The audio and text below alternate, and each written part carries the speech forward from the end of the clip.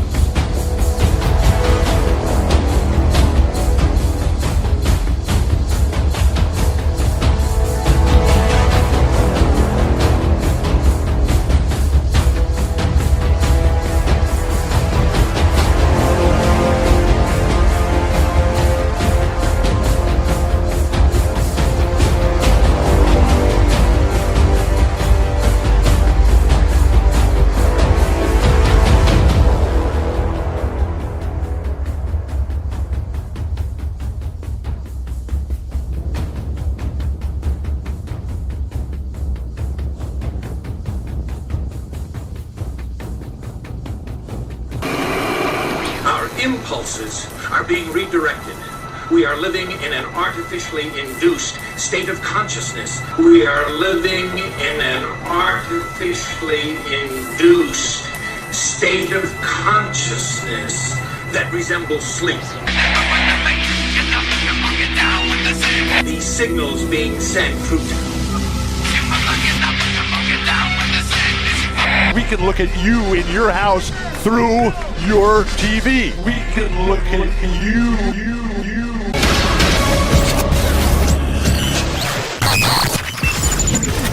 Hi, Steve here. This isn't a controversial subject. It's simply the biggest challenge to our cognitive dissonance. I've done other videos on this subject before, but I want to go through this for the very last time. For those of you who are tired of the lies and you do want the truth and ability to think in a critical and logical way. If you're content to live being treated as if you only have the intelligence of a dumb sheep, then don't listen to this, because this will knock your cognitive dissonance off the three-legged stool it's sitting on. I wasn't even going to get back on this topic again, but you saw the email that I got from an airline pilot. That was all I needed to convince me that I needed to do this again. I get frustrated with people who are so confident in what they believe without anything being based in fact. People say they don't believe in God because there's no science to back it up, and yet they'll believe the fake information and outright lies that they're told about the earth. Do you realize that there are not any actual photographs taken of the whole earth?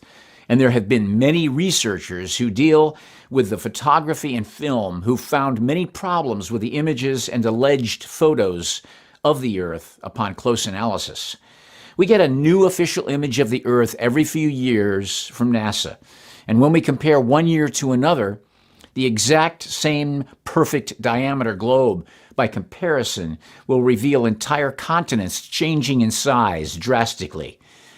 Have you ever thought about the thousands of satellites allegedly in space? Shouldn't we be able to receive actual photos in real time of the earth? I'm going to tell you why we've been victims of an expensive, elaborate, and carefully orchestrated scam. If you know a scientist, ask them what's the likelihood that entire continents could grow in size by 150% over a few years, while maintaining the same Earth diameter. What if I told you, by doing a comparison of all the space agencies of different countries' own images of the Earth, their computer-generated composite images are not even consistent with each other? This is a hard thing for people to wrap their mind around. But the reality is that when you do an analysis of all these Earth images, you finally realize the strong possibility of a false reality or even a cover-up. And think about this. All the images within the United States are released from NASA. They even admit these are composite images, and they admit they use Photoshop to make these beautiful blue marble images that we see everywhere. None of these are full photographs from space, but they're artist paintings, artist rendering paintings or crafted photos, and more recently, they've been generated from composite CGI artist renderings. If you're thinking, so what? It's no big deal, then you need to realize that these images are the foundation of our current globe belief and ultimately the only proof you'll ever find.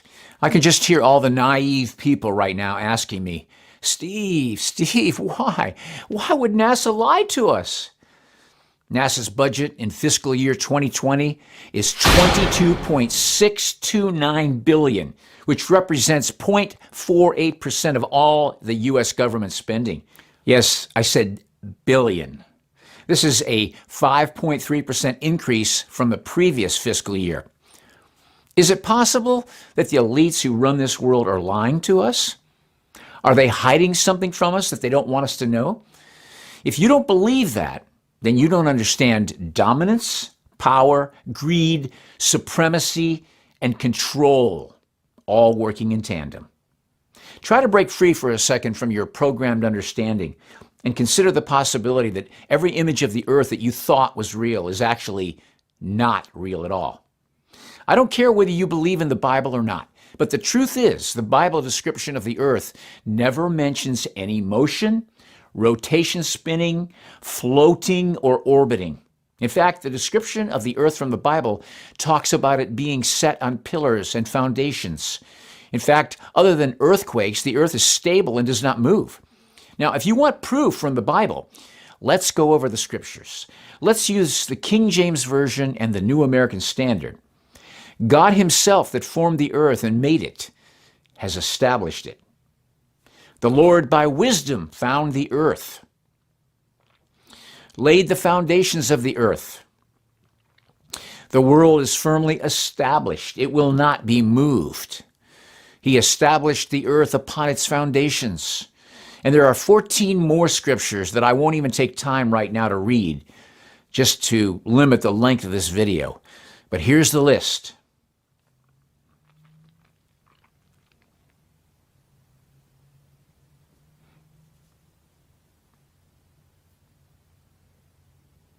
You just saw over 20 specific references describing the earth as being fixed upon literal foundations that cannot be moved. And still, the idea of this is hard for people to grasp.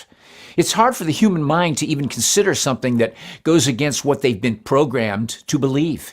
The definition of a foundation is an underlying base or support on which something is built up or overlaid, the lowest load-bearing part of a building.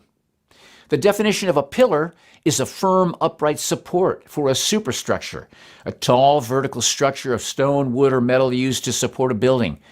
Do you realize that everything we build on Earth has to have a foundation, with the exception of cars, because they have wheels? Virtually everything else has to have a foundation. Everything we build requires this substructure to keep it from settling and shifting. If God made a globe-shaped earth that rotates and spins faster than the speed of a bullet, he would have said something in regards to that and not the opposite. The very term earth in Hebrew is eretz, and it means to be firm. The Hebrews and other ancient cultures believed that the earth was a fixed and immovable plane with foundations supporting it. The modern idea of the ancients being unknowledgeable about this topic because they didn't have rockets and they didn't understand that we lived on a sphere in outer space is completely a misleading trick. Most of us believe the ancient world was a bunch of knuckle-dragging primitive cavemen who spent most of their time rubbing sticks together to make a fire or build a wagon with square wheels. This image was inserted into our subconscious belief intentionally by learning of Neanderthals and Cro-Magnon men, not to mention the cartoons that we watch that help plant some of those ideas into our open sponge-like minds. But this belief is another way to keep us from our true history. These ancient people who God actually spoke to and gave instructions were the people he revealed prophetic information to and details, who also dealt with angelic beings among other supernatural oddities. And the disciples of Yeshua himself had the opportunity to walk with him and be taught by him. Are we really going to continue the lazy argument that these people didn't understand the world they lived in? They had access to far more accurate information in that regard than we think we have today. These are the same people that could circumnavigate the earth by watching the position of the sun and moon, as well as knowing how to accurately read the star positions, their movements in the sky, and what it all meant, including seasons, solstices, equinoxes, and eclipses. And they never got the great public school education we had. How many people do you know today with a college education who could navigate their way to other countries, across unfamiliar rugged land or large ferocious bodies of water, using only the luminaries as their guide to find their destination? Yeah, me neither. Did you know there aren't any experiments that can scientifically prove a moving heliocentric globe Earth? But there are actually experiments that prove the opposite. The Earth does not move at all while the luminaries rotate over us. Look up the Michelson-Morley experiment, the Sagnac experiment, and the experiment known as Airy's failure. These experiments failed at proving a moving Earth that doesn't support the narrative they want us to believe, and that's why they've kept them from all science and history books. Even Einstein said, "I have come to believe that the motion of the Earth cannot be detected by any optical experiment." Despite the fact that there is no movement of the Earth recorded or documented through any repeatable scientific experiment, the heliocentric globe model is a theory that is taught in every school, as if it were fact. We learned this global concept as a young child before our brain could ever rationalize this hallucination of a theory. Think about when you learned about the globe, and if you were even old enough to remember it. Maybe you started when you were in a crib with a planetary mobile. Just like everything else we were taught when we were children, the Easter Bunny coming to bring us a basket full of grass and bad candy. Later in the year, a hairy, obese man wearing furry pajamas who flies a gaudy sleigh pulled with reindeer that didn't have wings, but comes to visit your house by breaking and entering through a small chimney. By the time we were a preteen, we understood that the Tooth Fairy was a tale, Santa Claus was a hoax, and there was never an Easter Bunny in the first place. But the globe concept gets beaten into our subconscious repeatedly throughout our lives, through movies, TV shows, and games that all reinforce the fantasy of this whole abstraction. And don't forget all the supposed daily discoveries of other planets and solar systems in outer space that NASA is propagandizing perpetually.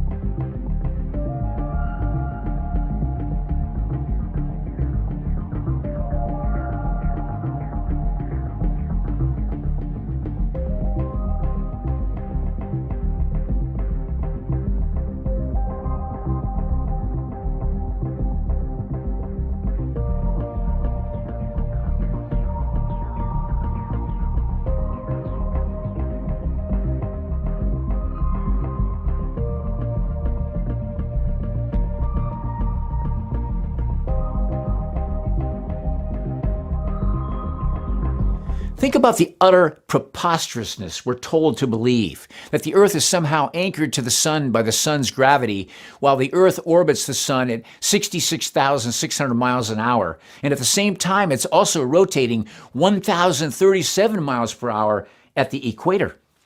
At the same time that we are orbiting the sun is explained to be traveling at a staggering 483,000 miles an hour, which means the Earth is now chasing and orbiting the sun elliptically while it's moving 483,000 miles an hour. On top of that, at these incredible speeds, this is all taking place within the Milky Way galaxy, which is itself traveling through the universe at 1,300,000 miles per hour. Then the same globe Earth ball will magically tilt up and down throughout the year, and that's why we have different seasons. Nobody falls off this ball because the Earth has its own magical force of gravity, which is also responsible for defying every experiment conducted by curving large bodies of water around itself, allowing it to stick tightly to the outside of this sphere while it's rotating, spinning, and flying at these insane speeds.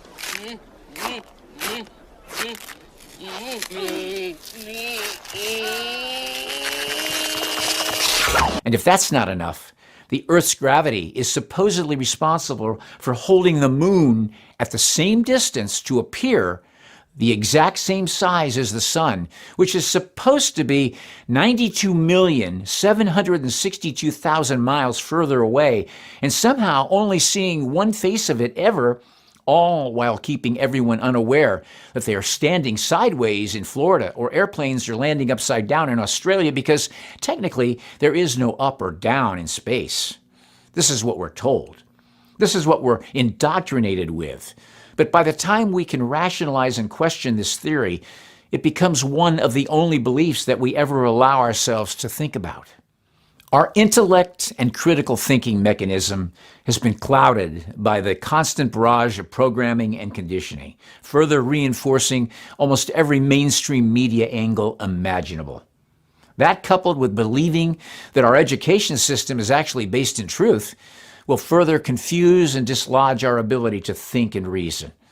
Our programming even contradicts our observations, logic, and senses. How many images of the Earth ball did you see this last week? It's everywhere. And virtually, it's relentless if you watch TV at all during our dose of daily programming. It's been so effective that even dedicated Bible-believing teachers, pastors, and theologians look at the biblical account of earthly descriptions and are dumbfounded as to why the authors of the Bible obviously made such a foundational error they can't explain. Even they end up sliding down the slippery slope of trying to justify by backpedaling into appeasement to avoid committing the worst cardinal sin of all, being considered a science denier. Literal biblical interpretation is now watered down and suggested to be poetic, figurative, or metaphorical due to our new knowledge from our space programs and solar models. Some Bible teachers have even said Moses, Job, and Isaiah, they didn't understand the Earth was a spinning globe because they didn't own their own rockets. Ask yourself these questions. Does scientism's model of these speeds match what the Word of God says? Do the scriptural descriptions match a ball or a sphere flying through space? Should we overlook all the passages outlining pillars and foundations to agree with the theory of scientism? Could we have been brainwashed unknowingly into believing a lie of satanic proportions? Could this belief be a component of the delusion that we were warned about at the end of the age? We're told to believe that we do not feel any movement due to the constant unchanging motion of the Earth, as well as the entire atmosphere moving along with the rotation because gravity is holding the entire atmosphere in place. But let's assume this is possible. Have you ever watched a hummingbird or a bumblebee move through the air?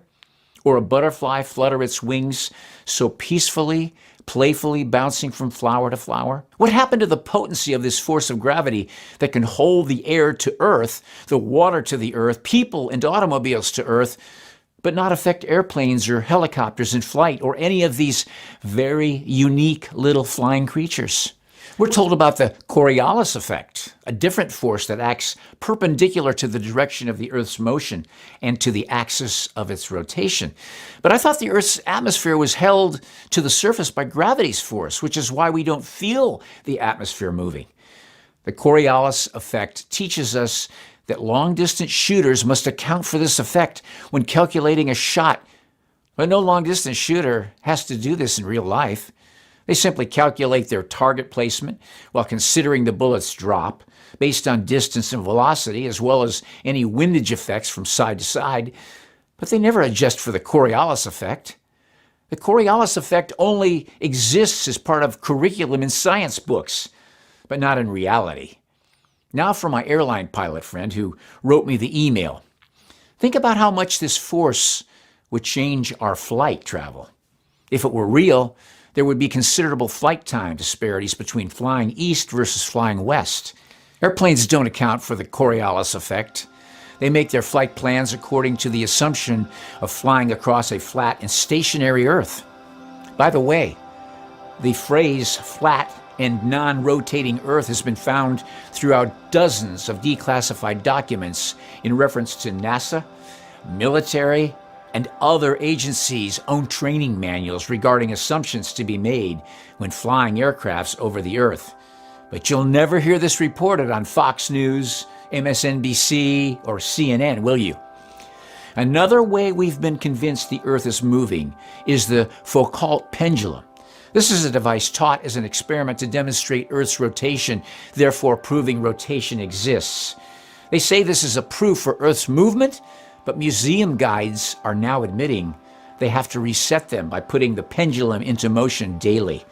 Newer versions of these so-called Foucault pendulums include motors to keep the pendulum in constant motion.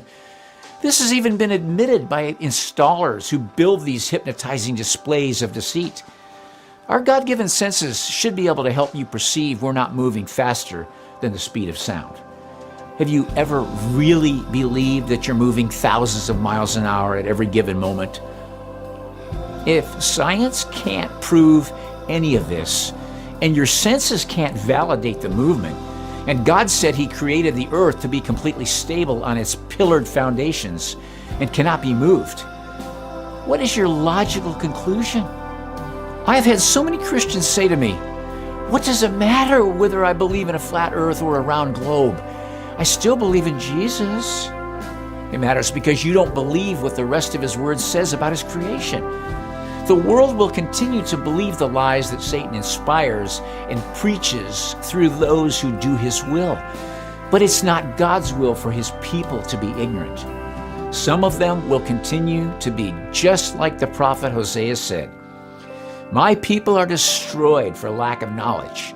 Because you have rejected knowledge, I will also reject you, that you shall be no priest to me, seeing you have forgotten the law of your God. I also will forget your children." That doesn't need to be. If you would like to know the living God who created this earth on a foundation that cannot be moved, there's a link in the description box below. Go down there now. It's where I lead you in a simple prayer to receive the living God so that you can know that your sins have been forgiven and you can have an eternal life with Him. Do it today. Think about it.